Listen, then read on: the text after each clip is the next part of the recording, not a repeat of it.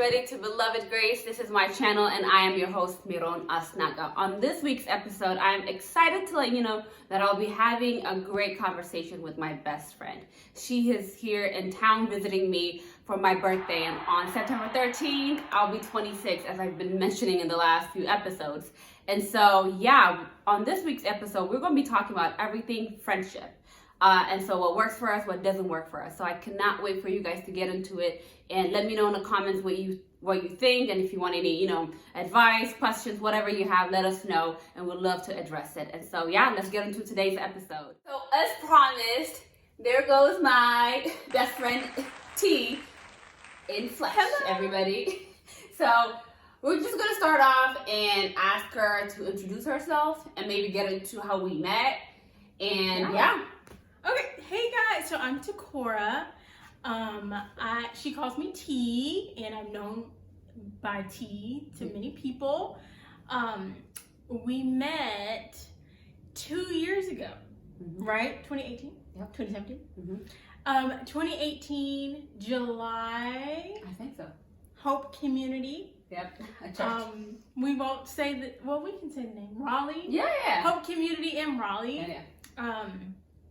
At a summer nights event, and I think she was just so welcoming, and like she just came up to me and just made me feel welcomed, and like she was the only other Black person there, so I thought we had a connection there.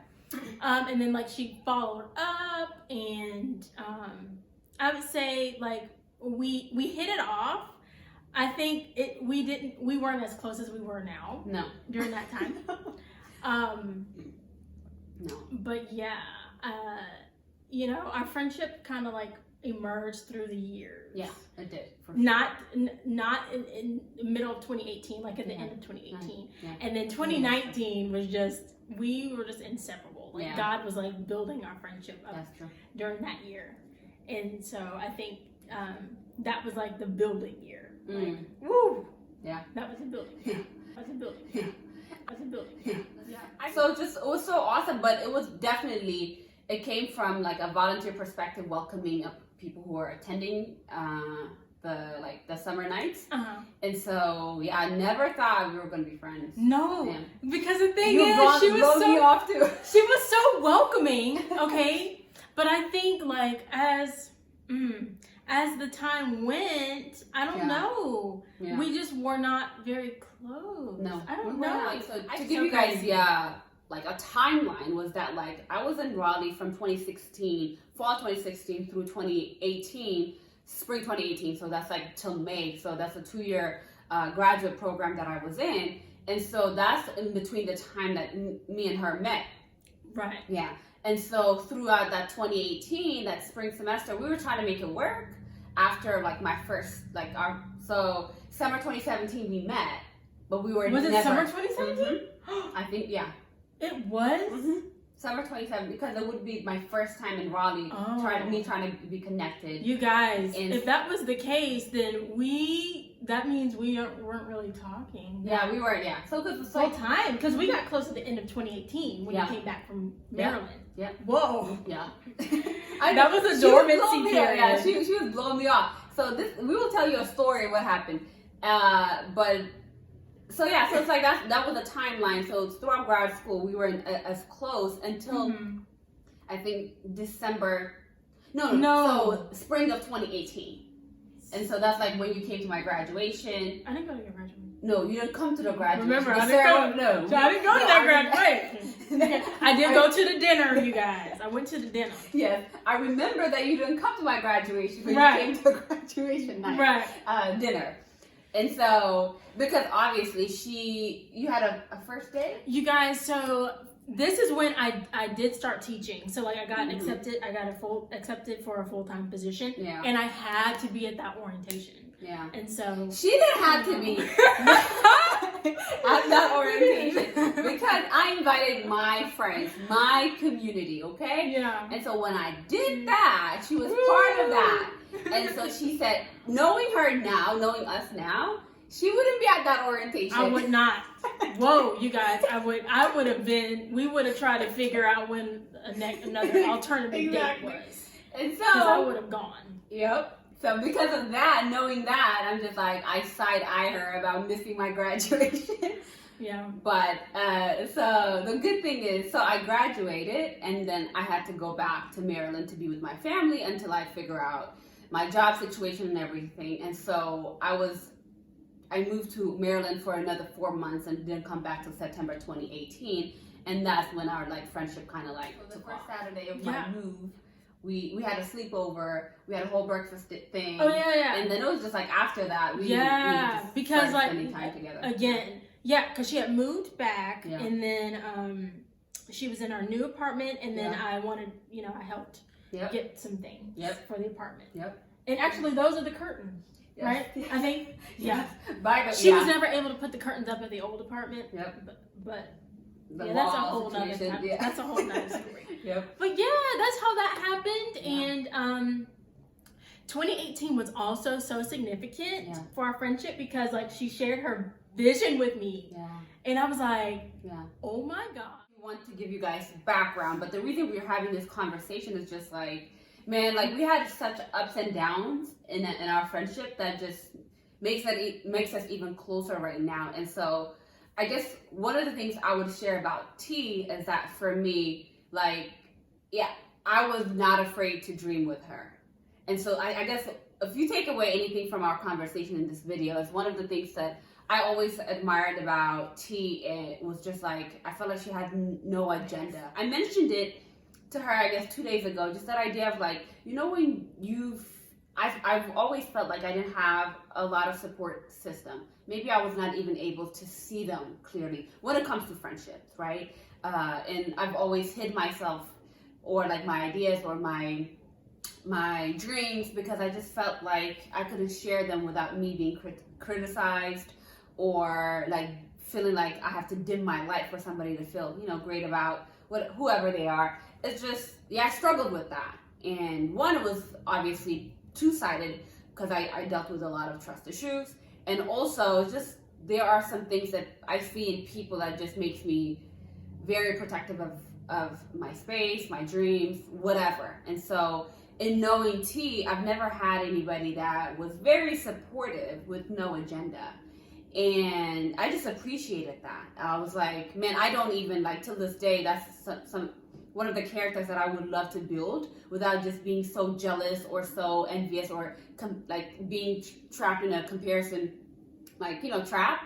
But that was one of the things, T. Like, I think what I always go back, even when we disagree and not on the same page, I always go back to the point, man, like I've never had a person that was so supportive, and that was like a real sister, you know what I mean? And so likewise. So I would say in terms of the support, I don't see it like that. I don't know, I just feel like, who am I to not support? If God tells you to do something, I don't know. Like, who am I to say you can't do that? Yeah, that's true. So, I'm glad that I can be that, So, Definitely. Yeah. Because it's just like, I think one of the things that really, like, friendships in Christ are different in a way that, like, God kind of, like, brought our friendship together. And so it's like, we had to surrender it a lot of times because, one, to be honest, there were a lot of times we experienced codependency, where we experienced a lot of insecurity within our friendship and fear of losing one another. And like, obviously, she lives in North Carolina and I live in Chicago. Like, right? But guess what? Like, a lot of that fear and stuff was there even more when we lived in the same state. That's true. Okay. That's true. And so I think this move was also probably good because she moved to Chicago. Yeah. But like, I think the move was also pretty good because it like caused us to trust God even more. Yeah. With it. And so I think I've had an opportunity to really like just trust God, and just like, he'll sustain it if it's meant to be. And I remember I was telling her this.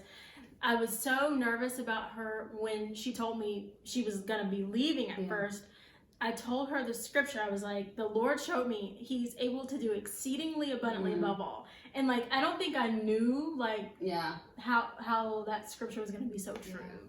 But like, I really see it. So that's true. I think that's one of the things, like, also like with friendship, it's like we are in each other's lives to be able to encourage one another, to like that, like iron sharpen iron kind of type of friendship. Like you can be as supportive, but at the same time you have to feel free to correct one another, to bring up issues, oh my gosh, to bring up offenses, and it's just like, and to bring up like corrections. It's like those. We talk about that too. Yeah. Because like I think at one point in our friendship, this is so crazy because like God shows us there are different stages we had to work on. Yeah. But like I think there was at one point, and this was not just in my friendship with Meron, but like in general, I was nervous about correcting, like if there was something wrong, like I was nervous about correcting. And then Meron brought it to me and another friend of ours attention, like, hey guys, like, did I offend you when I said this? And like initially we didn't say anything, but we were just like, well, hey, I mean, yeah, you kind of did. Yeah. And so we had a whole conversation about it, and then we were able to get to the root. It was like fear. Yeah. It was fear, again, fear of losing. And so I think it's just like that idea of peeling. Like there's still layers. Yeah. It's not like we've arrived and we're like a perfect pair of best friends. But I think it's still like, there's still layers that God is teaching. Yeah. You know what I mean? Yeah. Pruning. But I think like we've learned a lot of lessons. And as we're talking and reflecting, I'm just like, wow. Yeah. Like we have been through a lot and learned a lot. So I think that's one of the things for sure. Like obviously from our personalities, like I don't know if you can tell from the camera, or it's just like obviously like my personality is like extroverted and I can be very dominating and I can control the conversation and whatever. And so like when it like what Takora was like bringing up was like another friend of ours had to correct me about a tone that I used to communicate my needs, right? And I was offended by that correction, like not knowing that actually did offend the recipients, right? And so, and I was just like, how dare she correct me in a way, because that's the pride rising up. And so, but I needed to be humbled to be corrected from the other friend, but I also needed to be humbled and reach out to those recipients and say, is it really true that this might have caused you to be offended? Mm-hmm. And then at first the response was like, no, girl, you're good. You're good. And I was like, oh, okay. And then I think my message was just like, okay, like I hope like, you feel comfortable to come to me and correct me. Yeah. And when I said that text and they came back with a, actually, we are, they went back and I was we had to, because I felt convicted and I'm just like, well, I can't sit up here and lie. Because the thing about it is when I got the text, I was offended, but I was like, well, God, is this me? Yeah. Like, is it me? Type of thing. No. And that's another thing. Like, you can't, in a friendship, you can't just like repress your needs because you want to protect the other friend. You know what I mean? You have to also acknowledge you have feelings. Yeah. It's like, I think that's true. Like the idea of like, when you suppress them, then I don't get to know the real you. And then whenever you communicated that, it's just like, it will be lying on all of us apart, not to be authentically ourselves in whatever setting we are. And so I think that was a really good, and then obviously we needed to have like a Jesus moment where we had a conference call between the friends that I offended and just had a heart to heart where like I needed to repent of like my tone, because we have a right, like for my type of personality, right? I have a right to communicate my boundaries, but I also have a right to protect my friend's feeling, right? Like not to sugarcoat things, but I have to tell the truth in love.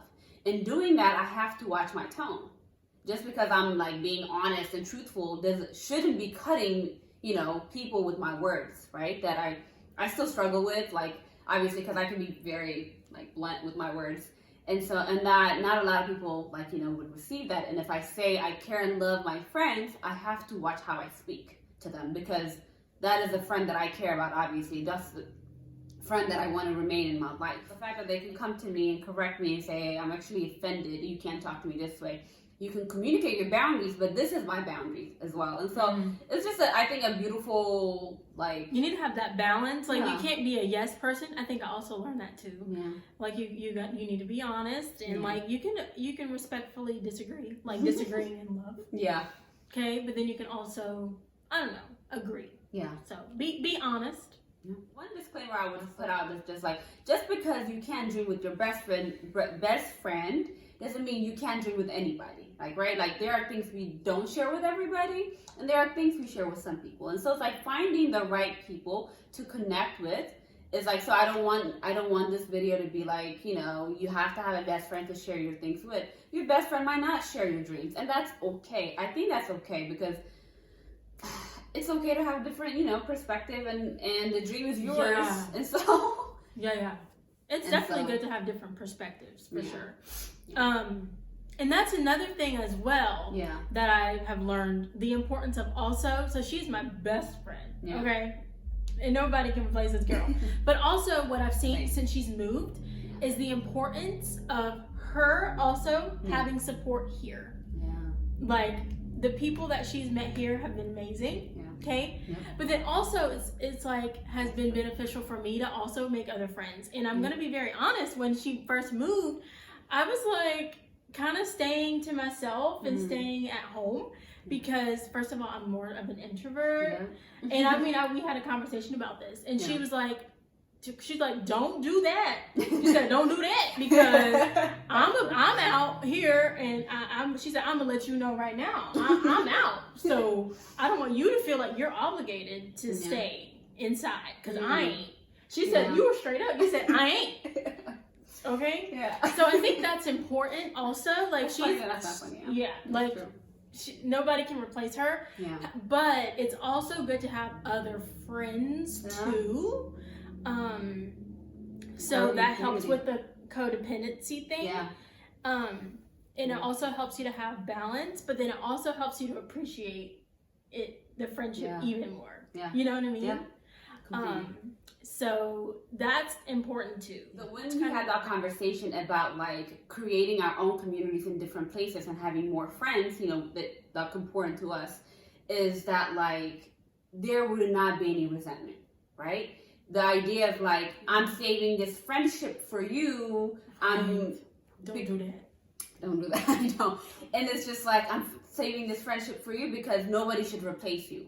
Like, the idea is like, nobody would replace me because they're just one me. Nobody can replace support in my life. So much. Communicated that. I used to sometimes feel a bit bad, like, oh man, like I have community here. Does she feel some type of way? Or maybe I should like, you know, cut down on my community. And I'm just like, no, like the Lord had to remind me, like He's working on her, so is He like, you know, on mine. And so like the mentality, but like behind like no new friends, it's not true. Yeah. Like, we are created to be in community, you know, after we've spent time with the Lord. And so if He's growing us, I don't think we're meant to live a life alone. And it wouldn't help either of us to be in different states and be miserable because we didn't want to share our time with other people. Yeah. And so like you can clearly see the codependency that we both brought up. Yeah. Unknowingly thinking we're just connecting. Unknowingly. And then the thing about it is, it was other people who had helped me see. Like, she had said that, and then I kind of like subconsciously knew, but like I had to, you know, just like also lean on other people who were there, just get wise counsel, like who were like, Takora, like think about it, because like I was in the process of, you know, about to start a new job, and so they're like, Takora, think about this. Right now, you pretty much talk to us every day. We're working at the same job. But think about her. Like, she has moved, right? And she has to be able to build that community there. So they're just like, if you move to that new school, you still love us, but you're also going to have to build support in that building. You have to be able to work with your team, because you guys are in the same place, and you know you're gonna have to be able to go to them. And so the same thing, and I'm not gonna say it's easy and that I don't still struggle with that, because I do, but I think it's just like having that new perspective is helpful and just a good reminder. Yeah, same. So. Same. I think it's just like the need to be needed feels good. And so I have to also remind myself, like, because obviously I'm like, what is it? On Enneagram, I'm a 3 with a 2 wing. So it's like the helper likes love to be needed, right? And so it's just like, it feels great to be needed, but like I have to remind myself, like, wait, like it's not healthy for you and either it's for her. And so we just have to balance it out. And I think for me was like, I didn't know, I was okay for me to have more friends, but then when you started making friends, it got hard for me. Oh, you know what I mean? Yeah. And then just like I had to remind myself, like that's where the grace of God kind of comes in. Like I can be in your shoes and see, oh snap, like same. that's Putting how I yourself feel. in the shoes. Yeah, that's how she feels. And so like when I experienced it, and like when jealousy arises, and I'm just like, she's not yours to keep. Like she's like, before she was ever my friend, she is the Lord's child. You know, she's somebody's daughter, somebody's sister, and so it's like there's so many things that she is that brings so much things to my life, but you don't belong to me, you know what I mean? And so it's a beautiful thing to see that. It's like, hey, you know, friendships are hard, like relationships are hard, but like it helps us to have these hard and awkward conversations about like jealousy or even like, you know, fears of losing one another and codependency, and then, you know, work out to be healthy. Don't forget to like, comment, share, and subscribe to my channel. Do that. And please turn on your post notifications so you are always notified when I post new videos. And by the time you watch this, it's probably going to be Saturday. And the next day is going to be Sunday. That's going to be my birthday. And so leave a shout out to your girl and say happy birthday in the comments. September 13th. Woo, woo, this girl's going to be 26. Dang. I know. I am excited. And that is a sarcasm. Remember, my love language is sarcasm and she gets it. But I'm excited for this new journey, and thank you for joining us this episode, and can't wait to do another one. Bye. Bye.